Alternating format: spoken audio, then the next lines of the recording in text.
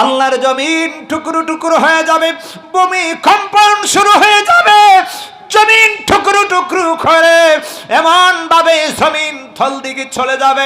এমত অবস্থায় হাসরের ময়দান কায়েম হয়ে যাবে।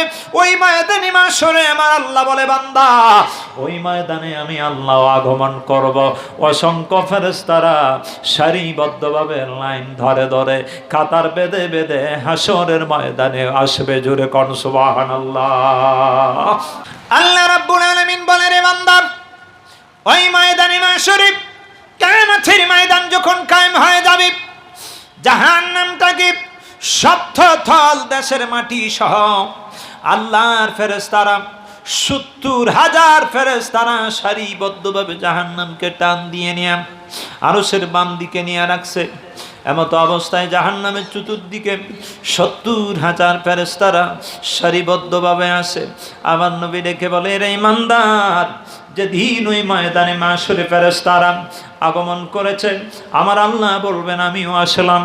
ওই ময়দানে মাশরে বান্দা কিয়ামতের ময়দানে আমার আল্লাহকে দেখে বান্দা যখন বলবে, আল্লাহ আল্লাহ, দুনিয়াতে ভালো কাজ করে এসেছিলাম, আজকে তোমার হুকুমে ইনতালিকু বিআবদিলাল জান্নাহ, জান্নাতি মেহমান হয়ে গেলাম। হিসাব নিকাশের পর ইমানদার যখন জান্নাতে চলে যাবে, জান্নাতি মেহমান হইয়া বেহেশতি হুরপুরি পাইয়া বান্দা এখানে সন্তুষ্ট না। হঠাৎ করে দেখা যায় ৭০,০০০ নূরের পর্দা যেন সরাইয়া, মালিক ৭০,০০০ নূরের পর্দা ডাক না সরাইয়া মাবুদ আমার দেখা দিচ্ছে রে। এমত অবস্থায় বান্দা আল্লাহর দিকে নজর করে তাকায় আছে।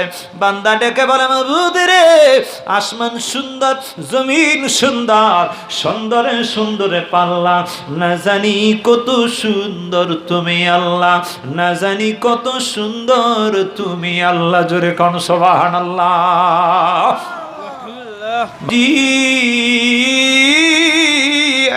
ইয়াউমাইযিন বিজাহান্নাম,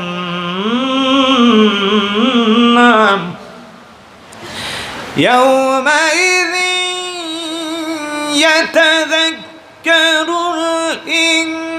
ইনসানু ওয়ান্না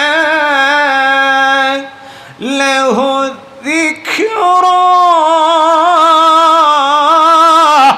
নবী মুহাম্মদুর রাসূলুল্লাহ সাল্লাল্লাহু আলাইহি ওয়াসাল্লাম নবী যদি উম্মতকে সুপারিশ করে, একমাত্র আল্লাহর হাবিব দিনের নবী মুস্তাফা তিনি রয়েছেন উম্মতকে সুপারিশ করে আল্লাহ জান্নাতে নিয়ে যাওয়ার মতো। চিৎকার মেরে বলেন সুবহানাল্লাহ।